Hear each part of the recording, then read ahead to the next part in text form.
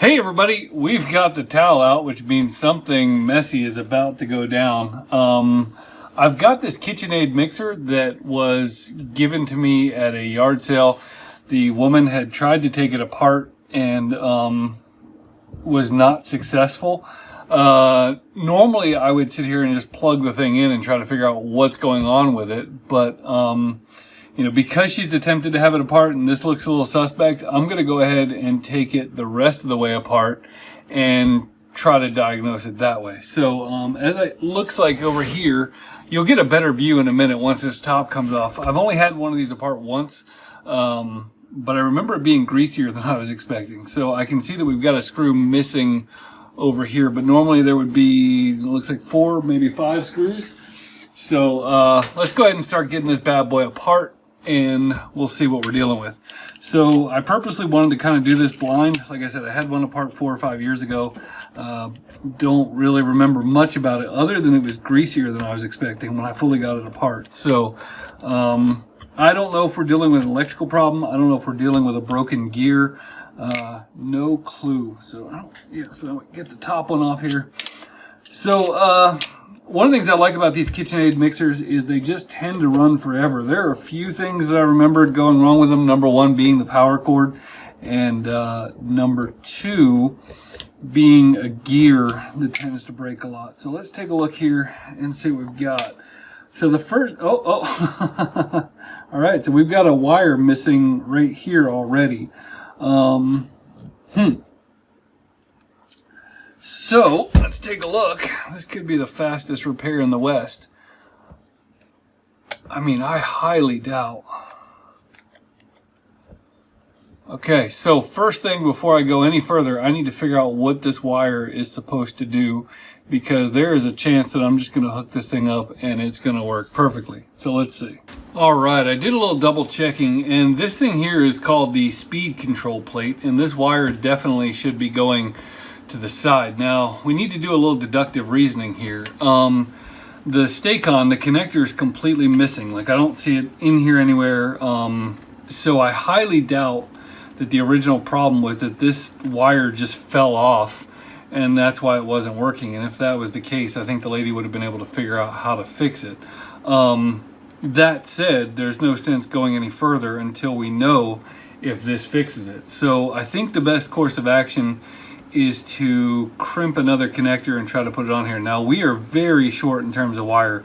I might be able to go around the back and do a full Stay-Con connector on there. Let's see. I've got a couple of these. I don't have the exact right one I would want, so I'm afraid that if I use a straight one, if you notice here, they use all these 90-degree Stay-Con connectors where they're crimping in from the side, and the only ones I have are straight. So what I'm thinking about doing is pulling the insulation off, and let's see, this is a very tiny connector, but it's the one that matches this size. So I think what I'm going to do is try to get this wire to fit and see if it's possible to crimp it like that. It's going to be a tight crimp.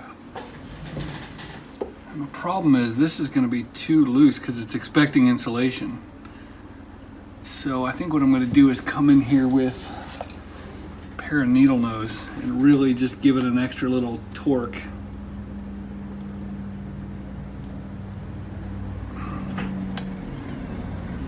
I mean, I gave that a good little tug and it's not coming off. So let's go ahead and hook it up and see if we have miracle of all miracle. Oh, I don't like that 90-degree.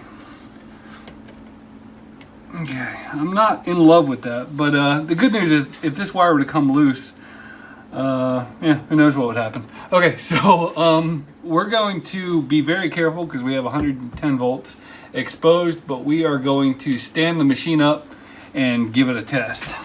Okay, so I verified that the machine is off. Plug it in. Nothing, and not only nothing. Okay, you can see the speed controller physically moves the thing. Not only nothing, but it just doesn't feel like there's a whole lot of action going on there. So we're gonna unplug this machine and take another look. Okay, so I've got my beloved Kaiweets multimeter hooked up and I am set for volts AC. And in my mind, this is, if you're only going to have 1 meter, this is the one to buy. And what I want to do is very carefully, because the machine's plugged in, check to see if I am getting 110 volts AC or in that range here, because as I said, these power cords go bad all the time. As you can see, it lit up. I've got 115 volts, so the power cord is good. I have unplugged the machine before I go to work on it again, and we are going to do some further teardown. So the next thing I'm going to do is loosen the head mechanism so I can get in here better, and I am going to take off these 2 screws from the bottom. You know, when you're doing these things, I mean, obviously, I guess I could fudge it and put the whole machine back together, but I have no idea what's wrong with this thing, so it is just process of elimination. And you take the thing apart and you work step by step. You fix the obvious things, you check the obvious things, and now that the loose wire is reattached and the cord is definitely providing power, we got to figure out what else it could be. So let's see here. I know that there is I know this beauty ring thing here comes off. I got this vertical to give you a little bit better view of this, but I'm going to take screwdrivers and put them in both sides here, and we're going to do a little bit of prying.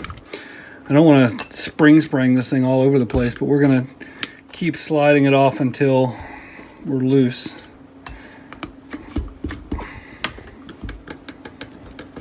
There we go. Probably should have put gloves on one step before this, but we've got some nasty food and a little bit of grease. So it's about to get a little bit messier, so I went ahead and put on my gloves. I'm a big fan of these Venom Steel Gloves if you've got big hands or if you tend to rip these gloves a lot. They're fantastic. They're thicker than usual. So what I'm going to do, I'm going to spin this around so that you guys can get somewhat of a view of it. Let's see here. You can see underneath there are, what, 5-ish screws? 5 flathead screws. So we're going to go ahead and take those out. And you can see that this thing is covered with grease, and it's supposed to be. We're to the point where we're at factory dirt, not just previous owner dirt. So we're going to pull these screws out, and this should allow us to get the whole top off the mixer and see what the heck is going on inside this thing and why we've got no spin. It could be brushes, it could be the contacts on that speed controller thing, it could be something that I don't know, but we're not even getting a hum, so I would lean towards some kind of electrical problem, obviously. But you don't know till you know. Okay, so I spun this thing around a little bit. I'm going to get a little further back for you guys to see, and I'm going to try, hopefully, I can lift this right off. Oh, nice shot. Ugh, yuck. Okay, so we do have something that fell in here. Let's take a look. Well, that obviously doesn't go there. We'll come back to that. I'm mainly concerned up front with the electrical down here. So let's get the machine body out of the way. Let's see if the planetary seems to be working. Save this grease. All the planetary stuff seems to be working. So we're going to leave that grease in there and get this out of the way. We're going to come around to this side and look at the electrical. So I could have done this earlier, but let's go ahead and take the brushes out of this thing. Yeah, let me get it here where you can see it. We're going to see if the brushes are worn, and one of the things that makes this project unique is that somebody has attempted to take it apart before, so we have no idea what we're getting into. The brush itself looks fine. I mean, there's plenty of meat on it. It's it kind of has a, let's see, let me get up here where you can see it. It's kind of a shaped like a baseball diamond or like a diamond, and it has one corner cut off. You can see that worn out corner there. So the thing I want to do is make sure that whoever put it in last put it in correctly. So I'm going to get a flashlight here, and let's see, I don't know that I'm going to be able to show you this, but we're going to try it. Essentially what's going on is there's a little square, I'll see if I can get a picture of it, but there's a little square in this corner here that the cutoff part is supposed to go towards. So we're going to make sure that that brush is sitting in there properly, and we're going to put the cover back on, and just for the heck of it, we're going to check the other side and make sure that nobody sabotaged us by taking that brush out or putting it in wrong. Yeah, my main concern is this action here feels really light, like it's almost like it's slipped out, but it looks like to get to that I'm going to have to pull these whole set of guts out of the motor, and who knows what's going to happen when I do that. So I'm going to go ahead and pull this set of brushes also, or this brush, and I might need to get a there we go. Oh, there's some chunkage going on there. Same thing, it's got a groove in it, but I mean, there's plenty of brush meat left. Okay, so we're gonna put it back this way. The groove is in this corner, so we're gonna drop it in there. Okay, so every step of the way, we're gonna try to turn this thing on and see what happens.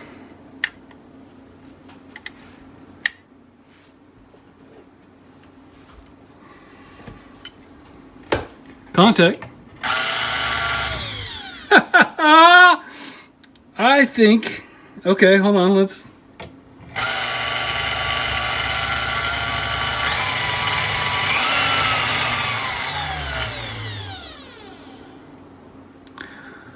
Okay, so this is going to require a little bit of, for one thing, I did fling some grease all over the place. So,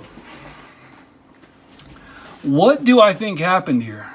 I think that the woman tried to replace this cord and knocked this thing loose, this Stay-Con loose, and then took a look at the brushes and put a brush in wrong.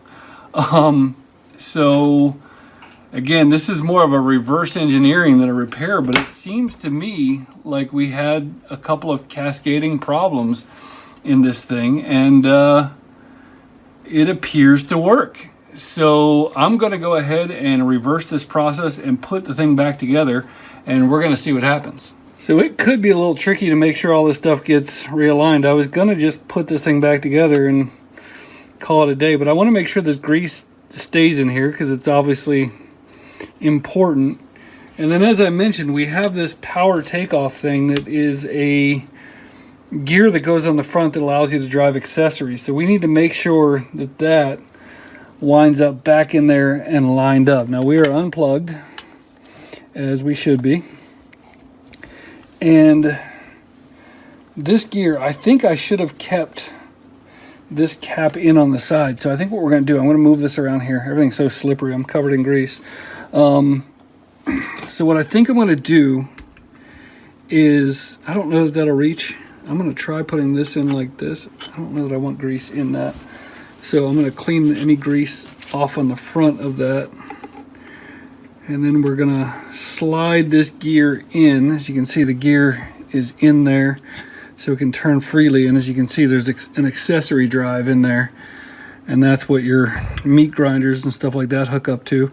So now what we're going to do is try to flip this thing over and get this to mesh. And I think this one's going to mesh fairly easily, but this one might be a little trickier. So I probably should lay it on its side, but I don't want the grease all over the place. We're going to try it. Okay, so what I'm going to do, we're in, but we're not quite meshing on the bottom. So I'm going to stick my finger in the PTO, and there we go.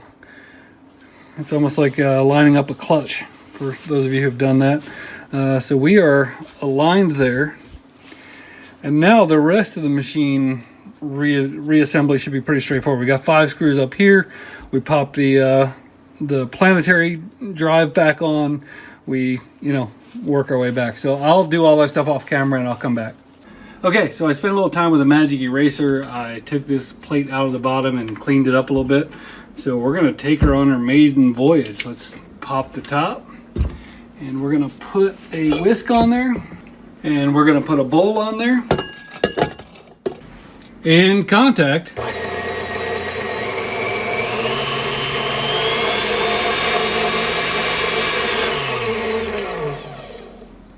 There we have it. Not the best Kitchenaid ever, but it works. Thanks for watching. Have a great day.